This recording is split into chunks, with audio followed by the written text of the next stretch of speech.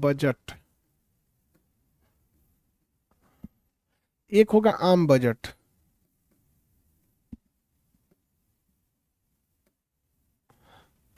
और एक होता है आपका अंतरिम बजट।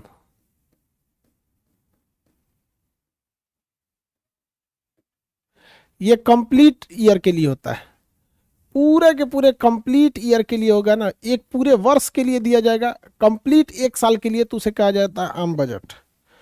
उसे क्या कहा जाता है? आम बजट। इसमें पूरे एक साल में कितना सरकार को आय होने वाला है और उस एक साल में कितना सरकार पैसे खर्च करेगी और कहाँ कहाँ खर्च करेगी, इसका विवरण होता है आम बजट में। अमूमन जो आप टीवी पे देख रहे होते हैं वो आम बजट होता है, पूरे कंप्लीट एक साल के लिए होता है। कंप्लीट एक साल का बजट जो होता है वो आम बजट होता है। कंप्लीट एक साल का बजट आम बजट होता है। कंप्लीट एक साल का बजट आम बजट होता है। ठीक है, कंप्लीट एक साल का बजट आम बजट होता है। अगला देखते हैं, अगला देखते हैं अंतरिम बजट। अंतरिम बजट कब आता है? चुनावी वर्ष में आता है। जिस वर्ष में क्या हो? चुनाव हो, चुनावी वर्ष में जिस साल चुनाव होता है उसी साल आता है। जैसे 2019 में, 2024 में आएगा अंतरिम बजट, चुनाव वाले वर्ष में। इसमें क्या होता है अब आप बताइए बाबू, ध्यान से समझिए। तो जरा देखिए 2024 को, जरा कल्पना कीजिए। अप्रैल 2024 में, अप्रैल 2024 में इलेक्शन हो जाएगा। अप्रैल 2024 में क्या होगा? इलेक्शन होगा। अप्रैल 2024 में इलेक्शन होगा। ठीक है, अब अगर सरकार अप्रैल में किसकी आएगी, अप्रैल और मई के बाद किसकी, ये तो सरकार को पता नहीं है कि चुनाव जीतने के बाद वही आएगी। ये तो कोई कंपलसरी नहीं कह सकता, सबको लगता है कि वही चुनाव जीत के आएंगे, तो कंपलसरी तो है नहीं यहाँ पे। तो जब कभी भी चुनाव होता है तो सरकार को पूरे वर्ष का आइडिया नहीं होता है, इसलिए वो चुनाव तक का बजट ला देती है कि जब तक चुनाव होगा तब तक हम कितना पैसा कलेक्ट कर चुके रहेंगे। चुनाव के तक का हम क्या दे देते हैं? आय दे देते हैं कि जब तक चुनाव है तब तक कितना पैसा आने वाला है और कितना पैसा खर्चा होगा, किस अधिकारी को कितना वेतन दिया जाएगा, वो सब बता दिया जाता है। उसे कहते हैं हम अंतरिम बजट। जैसे सरकार बजट प्रस्तुत करेगी 2024 में, फरवरी 2024 में प्रस्तुत करेगी सरकार, फरवरी 2024 में जो बजट प्रस्तुत करेगी और मई तक में इलेक्शन कंप्लीट हो जाएगा, मई 2024 तक। तो सरकार क्या करेगी ना, इन 3 महीने का बजट लाएगी, फरवरी से मार्च अप्रैल मई, ये 3 मंथ का बजट दे देगी। कहेगी देखो भैया इस 3 महीने में सरकार को इतना पैसा आएगा और 3 महीने में कितना खर्चा होगा, जज साहब लोगों को कितना सैलरी जाएगा, सेना के कितना सैलरी जाएगा, जितने सांसद है उनको कितना खर्चा जाएगा। देश चलाने का बहुत खर्चा होता है, समझ में आ गया? एक घर चलाने में खर्चा समझ में आ गया जाता है। पापा से पूछिएगा ना, घर चलता है तो कितना खर्चा आता है, तो एक घर चलाने का कितना खर्चा आएगा। आपको कह दिया जाएगा कि एक काम करो, एक मोहल्ला संभालो, ब्याह का इंतजाम करो, ब्याह का हालत खराब हो जाएगा, एगो शादी का अरेंजमेंट करने में खाना कहाँ से आएगा, हाँ बिजली पानी, कोनो हॉस्पिटल कोनो बीमार पड़ गया उनमें कोई खखोरा ना जाता है, व्यवस्था ठीक नहीं था जी, थोड़ा व्यवस्था के पड़ल, व्यवस्था ठीक नहीं था जी। एक से एक जाएगा, भर पेट खा के कहता है खाना ठीक नहीं था, भर पेट खा के कहेगा खाना ठीक नहीं था। आगे बढ़े तो बताइए, चुनावी वर्ष में, चुनावी वर्ष में चुनाव तक का जो बजट प्रस्तुत किया जाता है उसे क्या कहते हैं? अंतरिम बजट। सरकार जब 24 में, फिर जैसे देखिए फरवरी में बजट प्रस्तुत कर देगी 2024 में, फरवरी 2024 में बजट प्रस्तुत कर देगी सरकार, फरवरी 2024 में बजट को क्या कर देगी? प्रस्तुत कर देगी। मई 2024 में इलेक्शन होगा, इतने समय का बजट होगा, फिर अगर सरकार आती है तो शेष समय का बजट को सरकार प्रस्तुत करेगी, तो इसे कहते हैं अंतरिम बजट। समझ में आ गया? अंतरिम बजट केवल चुनावी वर्ष में आ सकता है, उससे पहले नहीं आएगा। अंतरिम वर्ष केवल चुनावी वर्ष में आता है अंतरिम बजट। समझ में आ गया कि नहीं आ गया? अंतरिम बजट केवल चुनावी वर्ष में आता है। देखिए सरकार कभी कभी ना चुनावी वर्ष में बड़ी बिजी रहती है, चुनावी वर्ष में बहुत बिजी रहती है सरकार, तो वहां लाती है लेखानुदान, लेखानुदान, vote on account, vote on account. ये भी कब लाती है? चुनावी वर्ष में लाएगी, चुनावी वर्ष में लाएगी। जिस साल चुनाव रहेगा उस साल सरकार बड़ी व्यस्त रहती है। जैसे 2019 में सरकार व्यस्त थी, 2024 में व्यस्त रहेगी, फिर वैसे ही 2029 में व्यस्त रहेगी। तो चुनावी वर्ष में सरकार इतना व्यस्त रहती है कि सरकार कहती है देखिए हमको आय का पता नहीं कि इस साल कितना पैसा आएगा, क्योंकि हमारा खोपड़िए पे चुनाव है, हम पहले चुनाव देखें क्या, लेकिन हमको व्यय पता है कि किसको कितना सैलरी देना है। देखिए व्यय तो सबको पता है, कितने सेना के जवान है उनको कितनी सैलरी जाती है, कितने सरकारी डॉक्टर है, कितने सरकारी इंजीनियर है, जितने सरकारी कर्मचारी है सबका वेतन फिक्स है। तो सरकार चुनावी वर्ष में जब बहुत बिजी हो जाती है तो वो आय का हिसाब नहीं रखती, कहाँ से पैसा आएगा हम नहीं जानते, चुनाव बात समझेंगे हम लोग यहाँ पे। लेकिन हाँ 3 महीना 4 महीना चुनाव बताए, 4 महीने का खर्चा इतना है, किसी की सैलरी नहीं रुकनी चाहिए, तो बजट में केवल व्यय बता के चली जाती है। तो अपने बजट में केवल व्यय बता के चली जाती है तो उसे हम लेखानुदान कहते हैं, vote on account, vote on account लेखानुदान कहते हैं। इसकी चर्चा 116 में, आर्टिकल 116 में, लेखानुदान की चर्चा आर्टिकल 116 में। देखिए लेखानुदान और अंतरिम बजट में बस एक ही अंतर है, लेखानुदान और अंतरिम बजट बहुत छोटे समय के लिए आता है, चुनाव तक के लिए। सरकार जब बजट प्रस्तुत करती है तो कब तक सरकार रहेगी, यानी चुनाव से पहले तक का एक शॉर्ट टाइम का बजट जो प्रस्तुत किया जाता है उसे हम लोग कहते हैं अंतरिम बजट। लेकिन अंतर बस ये आता है कि अंतरिम बजट में उस छोटे से समय का आय भी बताती है सरकार, और उस छोटे से समय का व्यय भी बताती है सरकार, कि इतना पैसा आएगा इन 4 महीने में इलेक्शन से पहले जब तक उसकी सरकार रहेगी, और कितना खर्चा होगा इन 4 महीनों में, उसके आगे का आय और उसके आगे का व्यय आने वाली सरकार समझे। अगर वही रिपीट करके आती है तो उन्हीं की जिम्मेदारी बनती है, और नहीं रिपीट करके आते तो उनकी जिम्मेदारी नहीं बनती है। समझ में आ गया कि नहीं आ गया?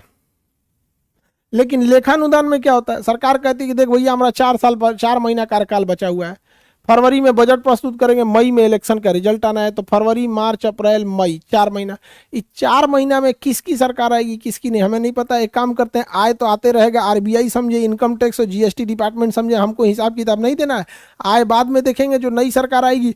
लेकिन हाँ किसी का काम नहीं रुकना चाहिए, हम व्यय बता देते हैं, तो सरकार केवल व्यय बता देती है, तो उसे कहते हैं लेखानुदान। उसे क्या कहेंगे? लेखानुदान। दोनों में सिमिलरिटी है, दोनों चुनावी वर्ष आता है। और हर साल जो बजट प्रस्तुत किया जाता है उसे कहते हैं आम बजट। हर साल जो बजट प्रस्तुत किया जाता है उसे कहते हैं आम बजट। उसे क्या कहेंगे? आम बजट। हर साल जो बजट प्रस्तुत होगा उस बजट को कहते हैं हम आम बजट। उस बजट को क्या कहेंगे हम? आम बजट कहेंगे। किसी को कोई दिक्कत नहीं। आम बजट समझ में आ गया, लेखानुदान समझ में आ गया। अब आर्टिकल वाइज देखिए, एक बार दोबारा हम लोग रिवाइज करते हैं। हमने आपको बताया कि आर्टिकल 101 से 106 तक छोड़ दीजिए। विधेयकों को कैसे पास कराना है 107, विधेयकों पर विवाद हो जाए तो संयुक्त अधिवेशन 108, धन विधेयक का विशेष प्रावधान 109, धन विधेयक की परिभाषा 110, विधेयकों पर राष्ट्रपति की अनुमति 111, बजट की चर्चा 112। यहां तक तो बता ही दिए थे। 112 में क्या है? बजट है। बजट एक प्रकार का भाषण होता है। 113 में क्या है? प्राक्कलन है, प्राक्कलन। 113 में प्राक्कलन। 114 में क्या है? विनियोग है, विनियोग है। 114 में क्या है? विनियोग है। 115 में क्या चीज है? तो अतिरिक्त अनुदान है, अतिरिक्त अनुदान, एक्स्ट्रा पैसा। और 116 तो अलग से चीज वे है ससुरा। 116 में क्या है? लेखानुदान है, लेखानुदान, वोट ऑन अकाउंट, एप्रोप्रिएशन, इसको कहते हैं कॉम्प्लीमेंट्री विधेयक। और ये हो गया आपका एप्रोप्रिएशन बिल, एस्टिमेट बिल, और ये हो गया बजट। तो यहां तक हम आपको बता दिए 116 तक। 116 लेखानुदान बता दिए। चुनावी वर्ष में छोटे से समय का बजट को लेखानुदान कहते हैं, लेकिन इसमें इनकम नहीं बल्कि सरकार अपने सरकारी कर्मचारियों को वेतन भत्ते सबके खर्चे को गिना देती है, उसे कहते हैं लेखानुदान। लेकिन अगर एक चुनावी वर्ष के छोटे से समय पीरियड के लिए बजट में सरकार इनकम और व्यय दोनों दिखाए तो उसे कहते हैं अंतरिम बजट। और पूरे साल का इनकम और व्यय दिखाने लगे तो उसे कहते हैं आम बजट। अभी जो प्रस्तुत हुआ है वो है आम बजट है। अभी जो प्रस्तुत हुआ है वो है आम बजट। अभी प्रस्तुत हुआ है आम बजट, ठीक है। अभी प्रस्तुत हुआ आम बजट। 117 है वित्त विधेयक। वित्त विधेयक, वित्त विधेयक, वित्त विधेयक, इसे कहते हैं फाइनेंशियल बिल। Financial bill. और धन विधेयक को कहते हैं मनी बिल। कहाँ गया धन विधेयक जी? इसको कहते हैं मनी बिल। धन विधेयक को क्या कहते हैं? Money bill. ये है फाइनेंशियल बिल। फाइनेंशियल बिल इसमें बेसिकली सरकार व्यय को बताती है, विकासात्मक कार्य, सरकार के क्या क्या विकास कार्य होंगे, कहाँ सरकार क्या करेगी, व्यय करेगी, ये सब की चर्चा कहाँ होती है? वित्त विधेयक में होती है। वित्त विधेयक लोकसभा में भी जाता है और वित्त विधेयक राज्यसभा में भी जाता है। राष्ट्रपति इसे पुनर्विचार के लिए भी लौटा सकते हैं, पुनर्विचार के लिए राष्ट्रपति इसे पुनर्विचार के लिए भी लौटा सकते हैं।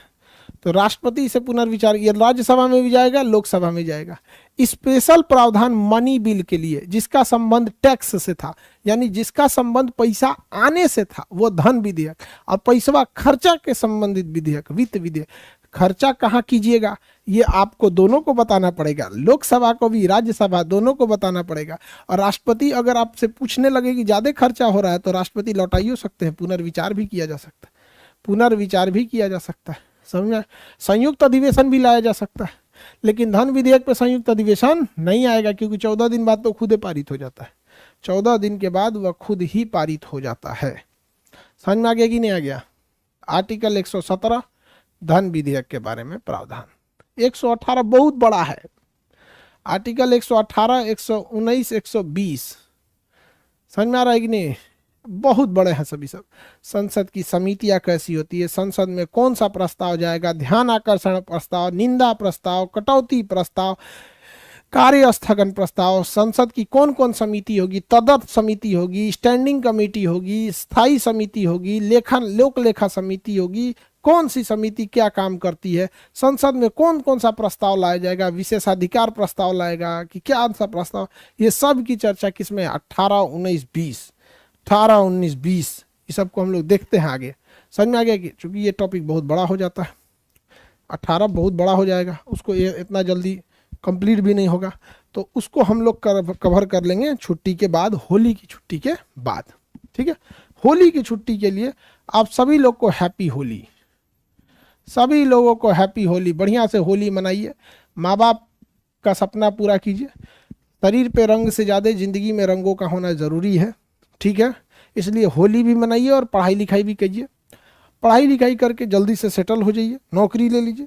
क्योंकि हमारा काम है पढ़ाना लिखाना, तो हम हमेशा आपको प्रेरित करेंगे पढ़ाई के प्रति। हमारा काम बिजनेस सिखाना नहीं है। अब बिजनेसमैन वाले लोग कहते हैं कि सब लोग नौकरी करेगा तो बिजनेस कौन करेगा? अरे यार भैया, तुम्हारा बिजनेस का काम है, तुम अपना देखो ना, दूसरे के एरिया में जाके टांग लड़ाने लगता है।